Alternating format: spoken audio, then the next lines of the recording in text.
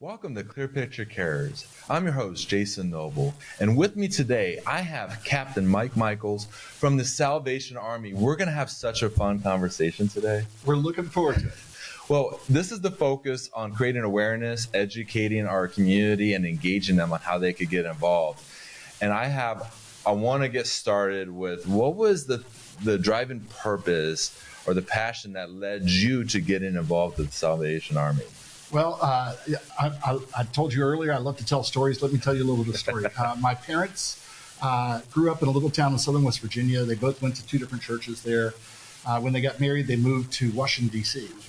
And they started trying to attend churches in Washington, D.C., and they found them to be very big and impersonal, and they were kind of sort of giving up on it. And my mom one day, on a Sunday, when my dad was working at a laundromat, she saw a bus pull up that had a Salvation Army shield on the side of it. And she very quickly wrote down the number that she saw on the side of the bus. And she called him and said, what are you doing? Why were you picking up people on a Sunday? And they said, we were taking them to church. And she goes, oh, we're looking for a church. Could we come to the Salvation Army? And they said, yeah. And she says, how? They said, just be at that laundromat at that time. We'll pick you up. So she and I went the next Sunday, and then Dad went the next time he had a Sunday off. He went, and they fell in love with the Salvation Army, and they became Salvation Army officers. A lot of people don't realize it's a church. It is a church, and they, as officers, also became ordained ministers in the Salvation Army. And so I grew up in this culture. I mean, I was about 3 when they met the Army.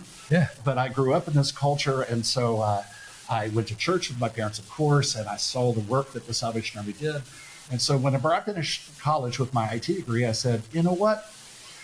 IT, I love IT. I really would like to be on the bleeding edge, jet propulsion, that kind of stuff. But I love the work of the Salvation Army. I would like to help them out. I would like to help them do computers. And so I was a computer professional for the Salvation Army for about 25 years. Oh, wow. And of course, because I grew up in the Salvation Army, people knew me. And because my parents were officers, people were always kind of poking at me saying, you probably ought to be an officer. You ought to, go to full-time ministry. And I would go, well, if God ever speaks that into my life, then I will do that. But if he doesn't, I'm happy doing IT. I am great doing IT. I'm pretty good at that. And one day God spoke it into both me and my wife's life that he wanted us to be Salvation Army officers. And so we did. And I joke all the time, this was our midlife crisis. So here we are in our 40s. We sold everything. We went to seminary. We did 2 years of intensive Salvation Army seminary training. We walked out of that with a degree. We walked out of that with a commission as a Salvation Army officer. We were lieutenants. And we walked out of that with ordination to be able to preach in the Salvation Army Church. And we've been doing it ever since. And we've been all over different places, and we love doing it. And Christmas time is the craziest time for the Salvation Army, as you probably are aware. But we just love it. We just love that ministry. We love being able to help people. Well, that is a great way to start this conversation with that story. Now, I think I have an understanding, but I in case I don't, right. What is the primary focus and goal of the Salvation Army? Well, the Salvation Army's primary goal is to impact the world for God. Okay, right, and that sounds crazy, but that is what we are here. The problem is that we don't want to just preach. We want to be holistic. And so there's all sorts of scriptures that support the idea of we need to give a cup of cold water in the name of Jesus Christ. So our love for Jesus compels us to help our fellow man.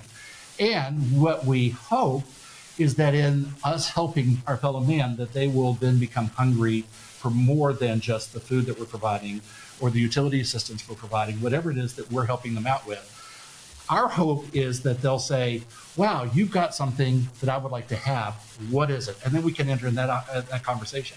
However, because we are compelled by the love of Christ to do these acts, they're with no strings attached. None of this used to hear about the old missions that, you can spend the night, you got to go to the church service or whatever. None of that. We help people without discrimination. We don't care where you come from, how you dress, what your lifestyle choices are. We don't care what accent you have. I mean, I'm not from Low Country. You can tell by my accent. We don't care. We love you and we want to help you out. And once again, because the love of Christ compels us to do that. Captain. This is awesome. Okay, so now share with me like the history of the Salvation Army, because I don't know if that's well known out there. So like anything you could share with me on like the history of the Salvation Army, I think would be great. Well, I'll give you the quick Salvation Army 101. So Okay. back in the mid 1800s, during the Industrial Revolution in London, England, things were really bad in London. I mean, horribly bad in London. We have stories of people renting a flat, one-room flat, 20 people living in it. They were sleeping standing up. I mean, it was just a really, really bad time. And if you watch like the movie Oliver, it gives you an idea of how bad it was for the poor. The rich were okay, but it was really bad for the poor. In that enters a man by the name of William Booth, who had been raised with some affluence, and things had gone badly for the family. And so at one point he went and apprenticed at a pawnbroker. But at the same time, he started preaching. He had been saved as a young man, and he wanted to preach as well as whatever this vocation, this job was. So he would do some preaching around the area as well as being an apprentice to the pawnbroker. Well, over time, in about 1865, he was walking down the street, and there was a group that was doing street ministry out in front of the Blind Beggar Pub. It's still there today. If you're in London, you can go stop there. There's actually a statue of William Booth just down the street from the pub. And he said to the preachers, "Can I say a word?" And they said, "Sure." And so he started preaching. And it was wildly effective. A lot of people came to Jesus in that meeting. Oh, wow. And so the guys that were like doing the street ministry said, "Dude," they probably didn't say that, but they were like, "Can you preach for us?" The New Connection Methodist Church, they were saying, "Can you preach for us?" And he says, "Yeah, I'd love to do that." Yeah. And so he started street ministry, and he was a victim of his own success. They came to him after a time, and they said, "You know what? You're bringing more people in the church than our churches can handle. We want you to just go be a parish minister somewhere. Stop doing the street ministry." And he says, "No, God called me to street ministry. If I can't do it with New Connection, I'll find another way to do it." And so he started his own organization he called the Christian Mission. And he started doing full-time street ministry. And three things that sort of came out of that. One was there was sort of a fringe group that started the military trapping stuff. And he heard about this and thought it was interesting. But at one point at one of their conferences, someone wrote a little flyer that says, "The Salvation Army is a volunteer, the Christian Mission is a volunteer army." Okay. And his son, who was right by his side this whole time, Bramwell Booth, he says, "Dad, I don't like that." And he says, "Why?" He says, "I don't like volunteer army. I'm a regular or I'm nothing." Okay. And William Booth thought about it. He scritched out volunteer, and he wrote above it, "Salvation."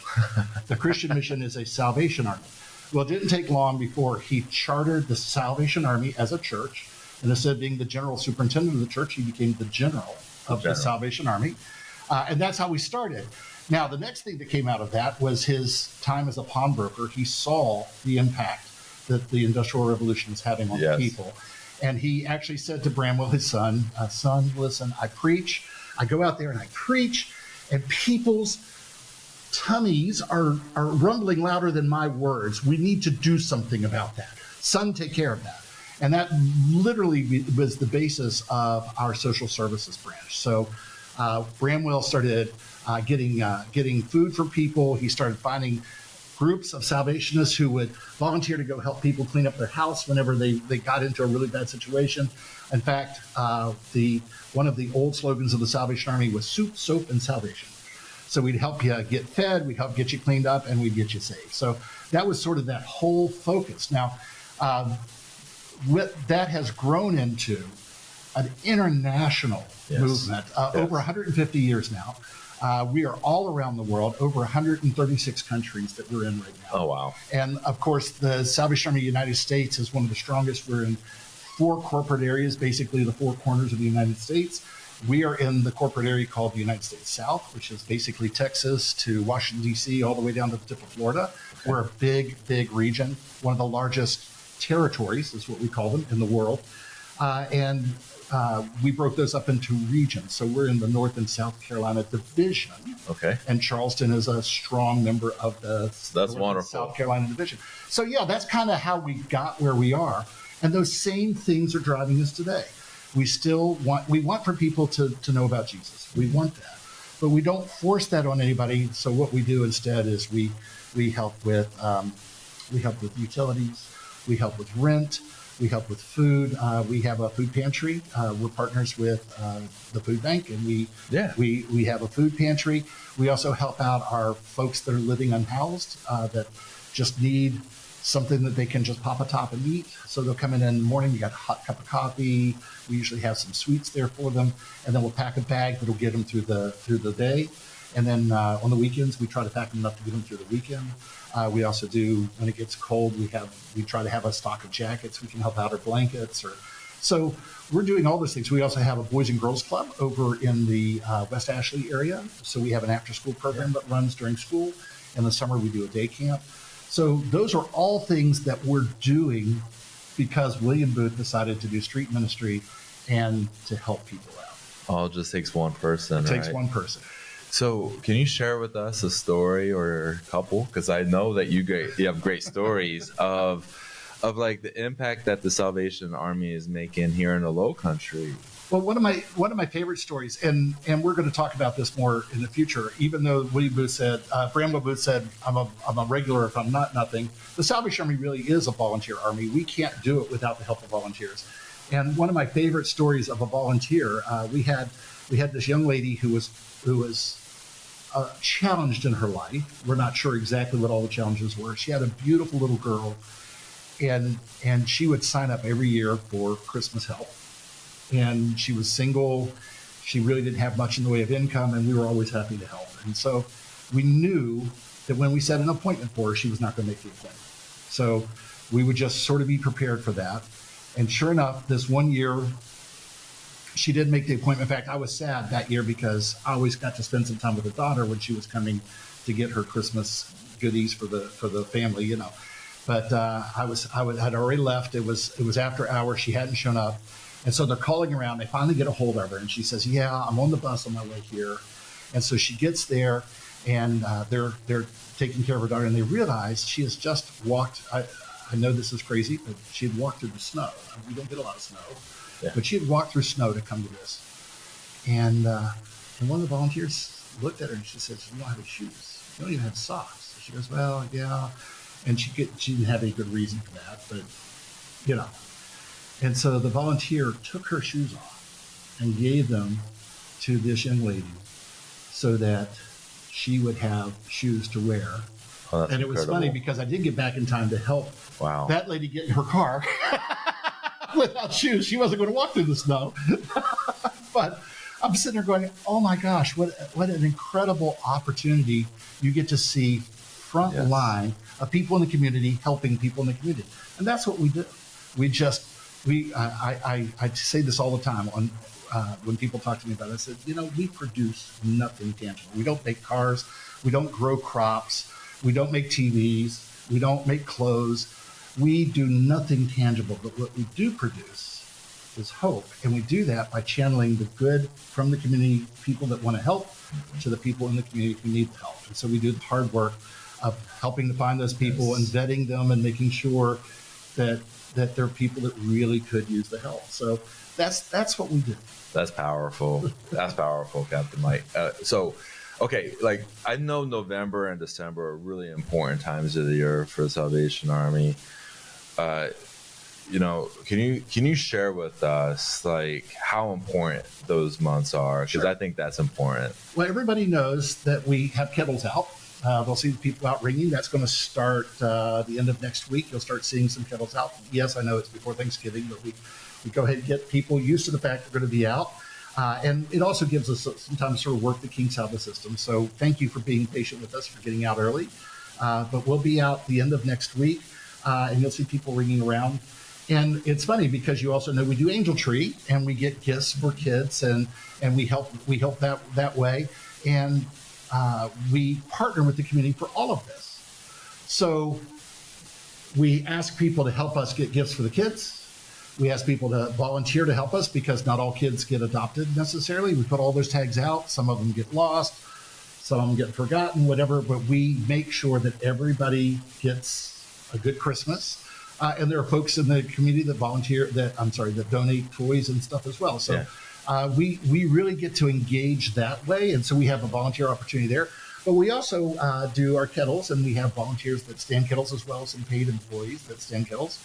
So those are big things. But a lot of people don't realize that kettles is our single largest fundraiser of the year. Oh, wow. We make more money at Christmas time than we do probably everything else put together. And that doesn't help just the Angel Tree program or just our Christmas programs. That actually helps people throughout the year. That ongoing homeless ministry, that ongoing rent and utilities and all that money helps to make sure that we can keep our doors open and keep doing what we're doing. So yes, the Christmas season is a huge event for us. It started with applications the end of September, beginning of October, when folks came in and applied to come and get help.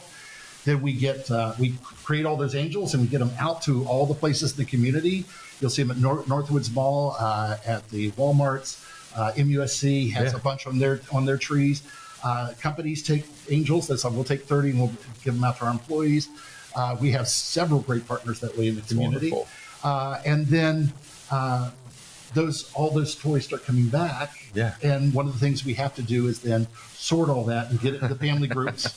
Because some people will take a whole family and some people won't. You have 5 kids, you got to get all their bags together.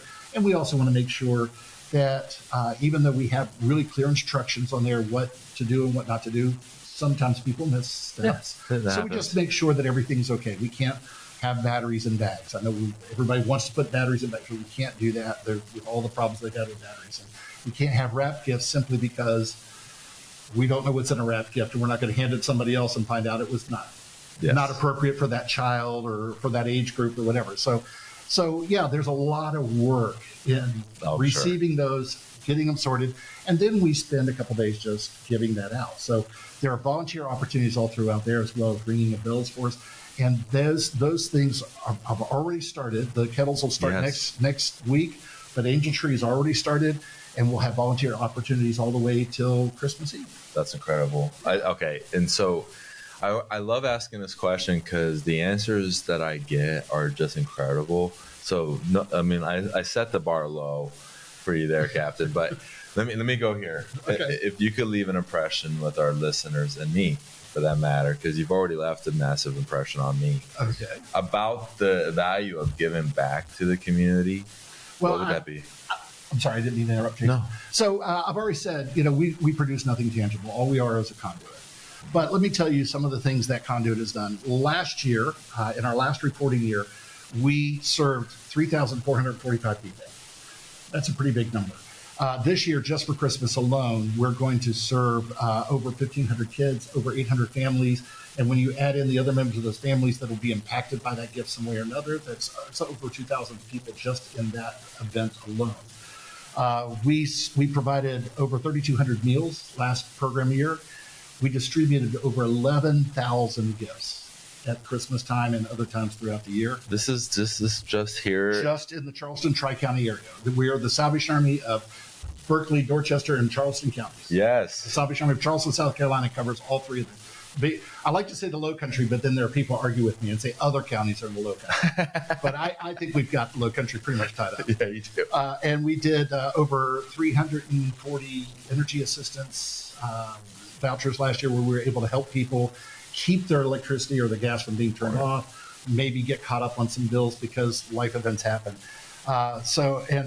We distributed over 11,000 gifts. We distributed over 13,000 toys last year. 13,000. So 11,000 gifts are clothing or other articles that we give to our homeless folks or folks that are unhoused or any of those kinds of engagements in the community. So Christmas is our big engagement. This is when we really can make an impact, but we're making that impact year round. And of course, we also roll in disasters. We haven't had a big one here for a while, but yes, I keep saying, Lord, while I'm here, let's not have any. That's right. But the last big hurricane that came through, we actually, us partnering with the Baptist men, took over the kitchens of the Coliseum and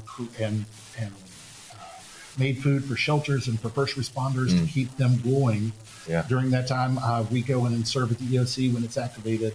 So, I mean, we're doing stuff all the time, and you just see us at a few key times. That's right, but there's a lot of work that's going on behind the scenes. It's not like there's elves that are taking those gifts and doing all the work. Right. No, that's the Salvation Army that's getting to work in there as well. And that's our employees, but it's also our huge army of volunteers. Yes, the volunteers. I think that's a good segue. You know, if someone wants to get involved with the Salvation Army, either by volunteering, donating, or even joining, like, where would they even go to like learn more about taking that kind of stuff? Well, if you just have general questions, you could call our main office at 843-779-5859. There's usually someone there who'll answer the phone during office hours.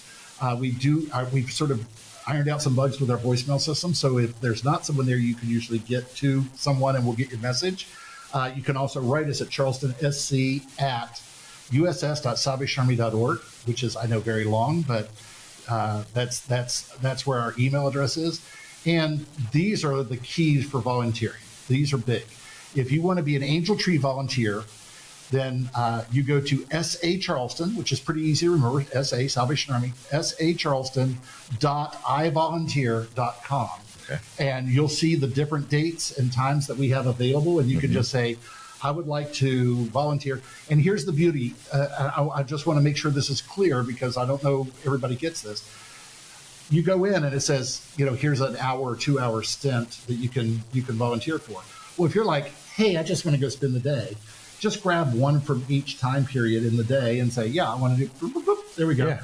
And then you'll get an email to remind you. We'll be back in touch. And there's ways on there to also get in touch with us. If you have our phone number, you can always call if you have to get clarification. If you want to help with the kettle season, that's registertoring.com. Okay. You just go there, you type in your zip code. It'll tell you what places around you can ring at, and then you just pick one. And once again, you'll get 2 hour segments of a day. Yeah. Okay, I want to ring kettles on this Wednesday. Okay, you can take just 2, you can take 4, you can take all day, whatever you would like to do. Just click them in there. You'll get an email. That one, I think, if you put a phone number in, they'll even text you and remind you, hey, you said you're going to ring today. We just want to make sure you're ready. Yeah. Which is good for me because, I forget things. I'm getting to that age. You can always keep up with us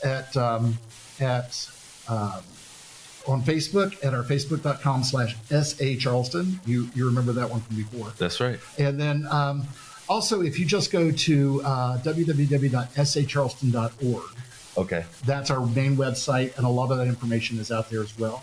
So those are all ways that you can get in touch with us or see what we're doing and engage with us.